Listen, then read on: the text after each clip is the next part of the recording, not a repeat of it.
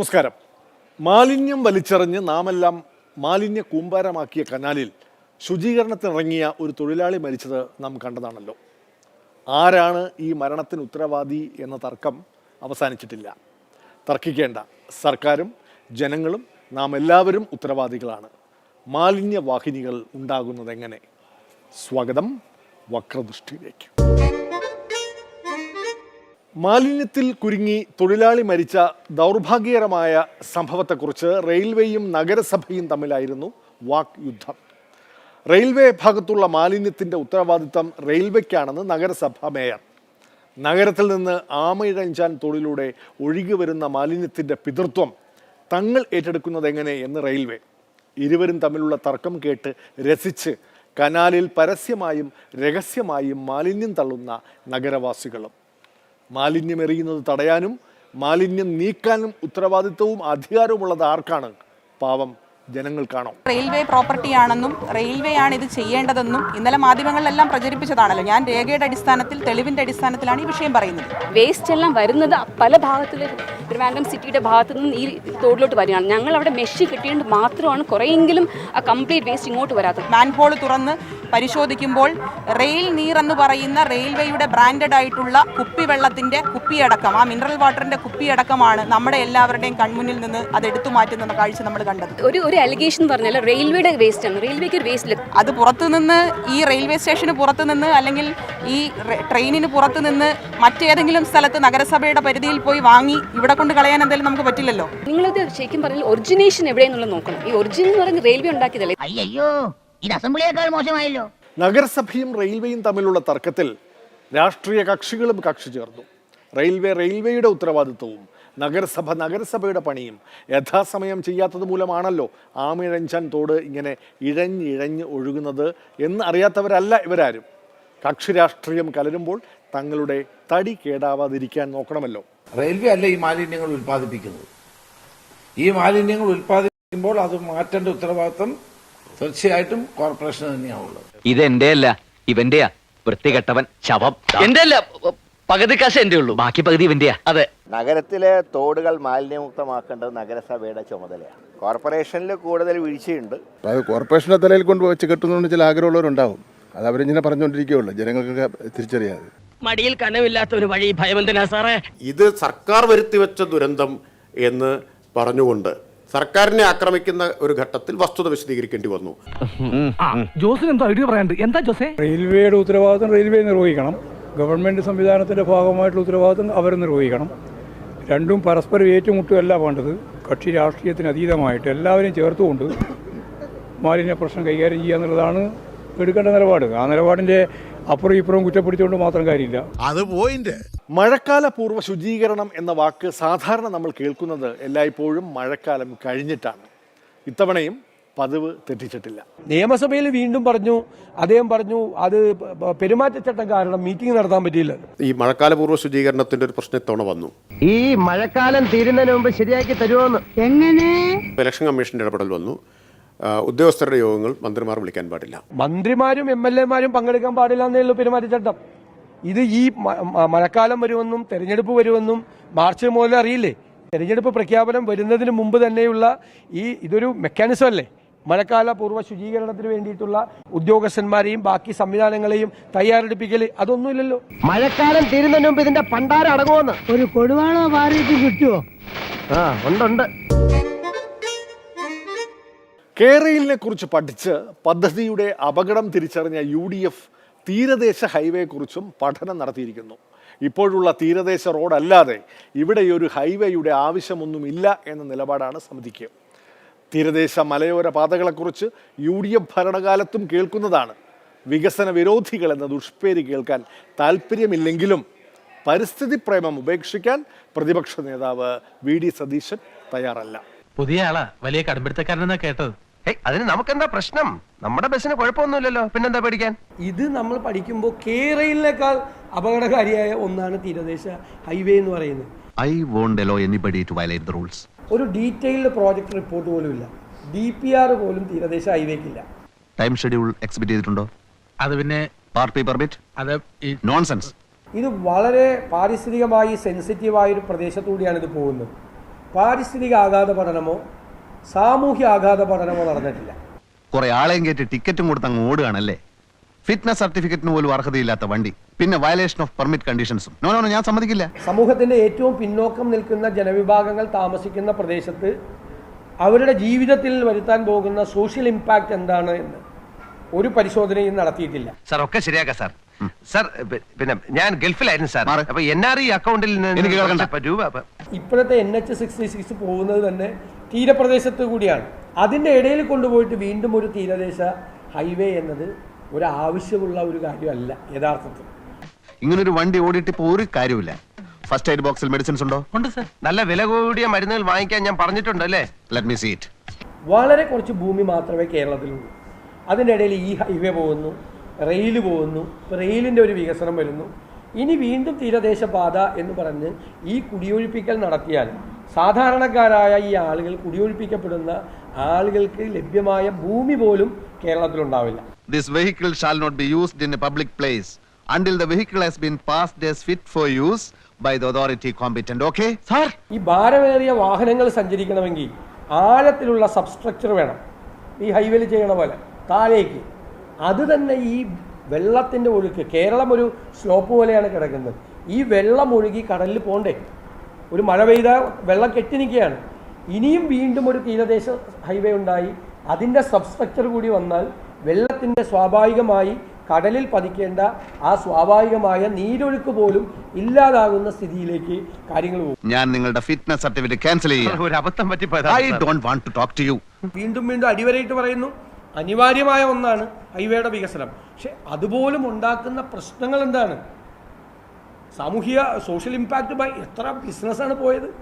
I won't allow anybody to violate the rules. Come on. മറ്റു ചാർജുകൾ എഴുതരാം. Come on. അല്ല, ഞങ്ങൾ ഗവൺമെന്റിലേക്ക് കൊടുക്കും. ഞങ്ങളുടെ ഇത് നമ്മൾ സർക്കാരിന് സമർപ്പിക്കും. ഞങ്ങൾ സർക്കാരിന് ഇതിന്റെ കാര്യങ്ങളെല്ലാം വെച്ചുകൊണ്ട് ഞങ്ങൾ സർക്കാരിന് കൊടുക്കും. മുഖ്യമന്ത്രിക്ക് ഞങ്ങളിത് സമർപ്പിക്കും. ഇങ്ങ് തന്നോളൂ. ആളുകൾ ടൂറിസ്റ്റുകളായി ബഹിരാകാശത്തേക്ക് പോയി തുടങ്ങി. അപ്പോഴാ മുൻ പ്രതിപക്ഷ നേതാവ് രമേശ് ചെന്നിത്തലയുടെ നിലപാട് പക്ഷേ അങ്ങനെയല്ല. ചില നിലപാടുകളുടെ തടവറയിൽ നിന്ന് നാം എല്ലാം പുറത്തു വരണമെന്ന് ആഹ്വാനം മുഴക്കുന്നു രമേശ് ചെന്നിത്തല. രണ്ടുപേരുടെയും നിലപാടുകൾ ഒത്തുപോകുന്നില്ലല്ലോ. കേരളം മാറണം. അടുത്ത തലമുറ നമ്മളെ പഠിക്കാൻ പാടില്ല. നമ്മളെല്ലാം പലതിൻ്റെയും തടവറയിലായിരുന്നത് കൊണ്ട് നമുക്ക് ലോകത്തും ഇന്ത്യയിലും നടന്ന പുരോഗതിയെ ഉൾക്കൊള്ളാൻ കഴിഞ്ഞില്ല എന്ന് വരാൻ പോകുന്ന തലമുറ നമ്മളെ നോക്കി പറയാൻ പാടില്ല. നമ്മുടെ ചിന്താഗതികളിൽ മാറ്റമുണ്ടാകണം, നമ്മുടെ പ്രവർത്തനങ്ങളിൽ മാറ്റമുണ്ടാകണം, കാഴ്ചപ്പാടുകളിൽ മാറ്റമുണ്ടാകണം. അത് point. That means there should be a political consensus on development activities. രാജ്യത്തെയും സംസ്ഥാനത്തെയും ബാധിക്കുന്ന വികസന പ്രശ്നങ്ങളിൽ ഒരു സമവായം ഉണ്ടാകണം. എങ്കിൽ മാത്രമേ കേരളം പോലൊരു സംസ്ഥാനത്ത് വികസനം നടക്കൂ.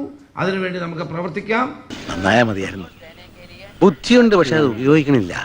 ദേശീയപാത വികസനം 30 മീറ്ററിൽ മതി എന്ന് സർവകക്ഷി യോഗത്തിൽ കക്ഷി ഭേദമന്യേ സർവകക്ഷികളും ആവശ്യപ്പെട്ട സ്ഥലമാണ് കേരളം. ജനങ്ങളുടെ എതിർപ്പ് ഭയന്നു തന്നെ. പക്ഷേ അസാധ്യമായത് പിന്നീട് സാധ്യമായി. ദേശീയപാതയ്ക്ക് സ്ഥലമെടുത്തു. നഷ്ടപരിഹാരത്തിൻ്റെ കാര്യത്തിൽ ജനങ്ങൾക്കുമില്ല പരാതി. ദേശീയപാത വികസനവും നടന്നു വരുന്നു. സമവായമുണ്ടായ കഥ മുൻ പ്രതിപക്ഷ നേതാവ് വെളിപ്പെടുത്തുന്നു. കേരളത്തിൽ പണ്ട് ദേശീയപാത 30 മീറ്റർ മതി എന്നാണ് തീരുമാനിച്ചത്. ഒരിക്കൽ ഞാനും പിണറായി വിജയനും കൂടി ക്രിസോസ്റ്റം തിരുമേനിക്കൊരു സ്വീകരണം കൊടുക്കുന്ന പരിപാടി YMCA ഹാളിലുണ്ടായിരുന്നു. ആ പരിപാടിയിൽ വെച്ച് അന്ന് പാർട്ടി സെക്രട്ടറിയാണ് ഞാൻ KPC പ്രസിഡന്റ്. ഞങ്ങൾ രണ്ടുപേരും കൂടെ തൊട്ടടുത്തിരിക്കുമ്പം ക്രിസോസ്റ്റം തിരുമേനി പറയും, നമ്മുടെ നാട്ടിലെ റോഡ് കണ്ടില്ലേ, നിങ്ങളൊക്കെ അതിനകത്ത് ഇടപെടണം. അപ്പോഴാണ് ഈ 30 മീറ്റർ വേണോ 45 മീറ്റർ വേണോ എന്നുള്ള തർക്കം നടക്കുന്നത്. ആ യോഗത്തിൽ വെച്ച് ഞങ്ങൾ രണ്ടുപേരും കൂടെ തീരുമാനിച്ചു 45 മീറ്റർ വേണമെന്ന്. ഉമ്മൻചാണ്ടിക്ക് പാവപ്പെട്ട ആളുകളെ ഭൂമി എടുക്കുന്നതിനൊക്കെ പ്രശ്നമുള്ളതുകൊണ്ട് ഉമ്മൻചാണ്ടി എൻ്റെ കയ്യിൽ ഇങ്ങനെ ഇടയ്ക്കിടയ്ക്ക് ഞെക്കിക്കൊണ്ടിരിക്കും, ഇടയ്ക്ക് ഞെക്കും ഇങ്ങനെ. ഞാൻ പറഞ്ഞു ഉമ്മൻചാണ്ടി അതിനകത്ത് പറ്റില്ല, 45 മീറ്റർ. അപ്പോൾ VS അച്യുതാനന്ദൻ 30 മീറ്ററിനാണ്. ഞങ്ങൾ രണ്ടുപേരും കൂടെ തീരുമാനം, VS മുഖ്യമന്ത്രിയാണ്. ഞങ്ങൾ രണ്ടുപേരും കൂടെ തീരുമാനിച്ചു, നമ്മൾ രണ്ടുപേരും അതാത് മുന്നണികൾ ചർച്ച ചെയ്തിട്ട് ഓൾ പാർട്ടി മീറ്റിംഗ് വിളിക്കണം. ബാക്കി എല്ലാവരും ഇതിന് സമ്മതിച്ചു. LDFിലും അതേ തീരുമാനം ഉണ്ടായി. ഞങ്ങൾ ആ യോഗത്തിൽ അപ്പോൾ സാധാരണഗതി KPC പ്രസിഡന്റോ പ്രതിപക്ഷ പാർട്ടി സെക്രട്ടറി ഒന്നും ഓൾ പാർട്ടി മീറ്റിംഗിൽ പങ്കെടുക്കില്ല. ഞങ്ങൾ രണ്ടുപേരും പങ്കെടുത്തു. അദ്ദേഹം, ഞാൻ പറഞ്ഞ ആദ്യം പിണറായി വിജയൻ പ്രസംഗിക്കട്ടെ, അദ്ദേഹം പ്രസംഗിച്ച് ഞാൻ രണ്ടാമത് പ്രസംഗിച്ചു. അപ്പോൾ VS അച്യുതാനന്ദൻ ഒരു പ്രമുഖ കോൺഗ്രസ് നേതാവിൻ്റെ ഒരു കത്തെടുത്ത് വായിക്കുകയാണ്. അപ്പോൾ പിണറായി വിജയൻ പറഞ്ഞു, അത് വേണ്ട, കോൺഗ്രസിനെ പ്രതിനിധീകരിച്ച് KPC പ്രസിഡന്റ് ഉണ്ടല്ലോ, അദ്ദേഹം പറയട്ടെ, ആ കത്തോടെ മാറ്റി വെക്കാൻ പറഞ്ഞു. അന്ന് ഞങ്ങൾ തീരുമാനിച്ചു കേരളത്തിൽ വേണ്ടത് 30 മീറ്റർ അല്ല 45 മീറ്റർ വേണമെന്ന് അന്ന് ആ യോഗത്തിൽ വെച്ച് തീരുമാനിച്ചിട്ടാണ് ഇന്ന് കേരളത്തിൽ നിങ്ങൾ കാണുന്ന 45 മീറ്റർ വീതിയിൽ കേരളത്തിൽ ദേശീയപാതയുടെ നിർമ്മാണ പ്രവർത്തനം നടക്കുന്നത്. ഓഹോ, ഇതിനിടയ്ക്ക് അങ്ങനൊരു കളിയുണ്ടോ? നിയമസഭയിൽ പ്രതിപക്ഷ നേതാവ് VD സതീശനും മന്ത്രി MB രാജേഷും തമ്മിൽ ഒന്ന് കൊമ്പ് കോർത്തു. പ്രതിപക്ഷ നേതാവിന് ധാർഷ്ട്യവും പുച്ഛവും ധിക്കാരവുമാണ് എന്നാണ് മന്ത്രിയുടെ അഭിപ്രായം. ആ ചാപ്പ തനിക്കല്ല, അവിടെ മറ്റാർക്കോ ആണ് ചേരുന്നത് എന്ന് പ്രതിപക്ഷ നേതാവും. ചെയർ തീരുമാനിക്കട്ടെ, വിരൽ ചൂണ്ടി സംസാരിക്കുന്നത് പാർലമെന്ററി ആണോ സർ? ഇത്രയും നിഷേധാത്മകമായ, എല്ലാവരെയും ഇങ്ങനെ പുച്ഛിച്ചു തള്ളുന്ന, ആരും ഇങ്ങനെ ഒരു അഭിപ്രായം കൊണ്ടുവരാൻ പാടില്ല എന്ന് പറയുന്ന ബഹുമാനിയായ ഉന്നത വിദ്യാഭ്യാസ വകുപ്പ് മന്ത്രിയുടെ ഈ നിഷേധാത്മകമായ സമീപനം നിങ്ങൾ ഇത് ചരിത്രത്തിൽ അടയാളപ്പെടുത്താൻ പോവാണ്. നിങ്ങളുടെ ഇന്നത്തെ വേഴ്സ്. നിനക്ക് അഹങ്കാരം വളരെ കൂടുതലാണ്. ആരാണ് പരിഹസിക്കുകയും പുച്ഛിക്കുകയും ചെയ്തത്? ബഹുമാനപ്പെട്ട ഉന്നത വിദ്യാഭ്യാസ വകുപ്പ് മന്ത്രിയോട് നിരന്തരമായിട്ട് അത്തരമൊരു സമീപനം സ്വീകരിക്കുന്നത്, ആരോഗ്യ വകുപ്പ് മന്ത്രിയോട് അത്തരമൊരു സമീപനം സ്വീകരിക്കുന്നത് ആരാണ് സർ? ഞാൻ സഭയിൽ ഇല്ലാതിരുന്ന സമയത്ത് ദൗർഭാഗ്യകരമായ പരാമർശങ്ങളാണ് അദ്ദേഹം നടത്തിയത്. പരിഹാസം, പുച്ഛം, ധാർഷ്ട്യം, ഇതൊക്കെ അദ്ദേഹവും ഒന്ന് സ്വയം വിലയിരുത്തുന്നതും തിരുത്തുന്നതും നല്ലതാണ്. തിരുത്തുന്നത് എല്ലാവർക്കും ഗുണമാണല്ലോ സർ. അദ്ദേഹവും അത് തയ്യാറാവേണ്ടതുണ്ട് എന്ന് അദ്ദേഹത്തിന്റെ അഭാവത്തിൽ പറയേണ്ടി വന്നതിൽ എനിക്ക് ഖേദമുണ്ട്. ധിക്കാരം, ധാർഷ്ട്യം, പുച്ഛം, അപഹസിക്കൽ, ഇതൊക്കെയാണ് ഞാൻ ചെയ്യുന്നതെന്നാൽ അതൊക്കെ എല്ലാവർക്കും അറിയാം. അത് എനിക്ക് ചേരുന്നതല്ല, അത് ആർക്കാണ് ചേരുന്നതെന്ന് നിങ്ങൾ തന്നെ ചർച്ച നടത്തിക്കൊണ്ടിരിക്കുക. നമ്മളെയാണല്ലോ മച്ചമ്പി. ആ ചാപ്പ എന്റെ മീതെ കുത്തണ്ട, അത് അവിടെ തന്നെ ഇരുന്നോട്ടെ. അവിടെ കുത്തിയിരിക്കുന്ന ചാപ്പ രക്ഷാപ്രവർത്തനം നടത്താൻ എന്റെ അടുത്ത് വേണ്ട. അദ്ദേഹത്തിന്റെ അസാന്നിധ്യത്തിൽ ആ അഭിപ്രായ പ്രകടനം നടത്തേണ്ടി വന്നതിൽ ഖേദമുണ്ടെന്ന് പറഞ്ഞാൽ ഞാൻ തുടങ്ങിയത്. അദ്ദേഹം കൂടി ഇരിക്കെ പറയണമെന്നായിരുന്നു ആഗ്രഹിച്ചത്. അദ്ദേഹം നേരത്തെ ഇങ്ങനെ പറയാറില്ല സാർ, നേരത്തെ ഇങ്ങനെ അദ്ദേഹം പറയാറില്ല. ഞങ്ങൾ എക്സൈസ് വകുപ്പിനെതിരായുള്ള അഴിമതി ആരോപണം കൊണ്ടുവന്നതിന് ശേഷമാണ് അദ്ദേഹം വ്യക്തിപരമായി എന്നെ ടാർഗറ്റ് ചെയ്ത് ഇത് പറയുന്നത്. ഓഹോ, ഇതിനിടയ്ക്ക് അങ്ങനൊരു കളിയുണ്ടോ? എന്റെ നേരെ വിരൽ ചൂണ്ടി ധിക്കാരം എന്ന് പറഞ്ഞത്, അങ്ങനെ ഒരു വാക്ക് ഞാൻ ഉപയോഗിച്ചിട്ടുണ്ടെങ്കിൽ അങ്ങനെ നീക്കം ചെയ്തു. അല്ല, അങ്ങ് പറഞ്ഞോ, അല്ലെങ്കിൽ ഞാൻ പിൻവലിച്ചോളാം. അങ്ങനെ പറഞ്ഞിട്ടേ ഇല്ല, അങ്ങനത്തെ ഒരു വാക്ക് ഞാൻ ഉപയോഗിച്ചിട്ടില്ല. വിരൽ ചൂണ്ടി പറയും, വിരൽ ചൂണ്ടി പറയും, ഇനി നോക്കി പറയും.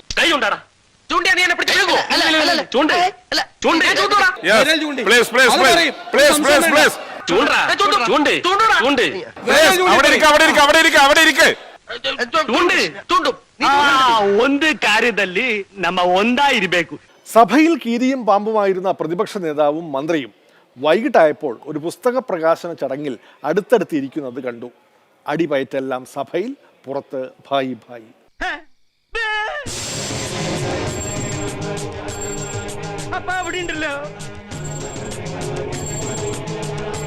ഞാനിവിടെ വന്നപ്പോൾ തന്നെ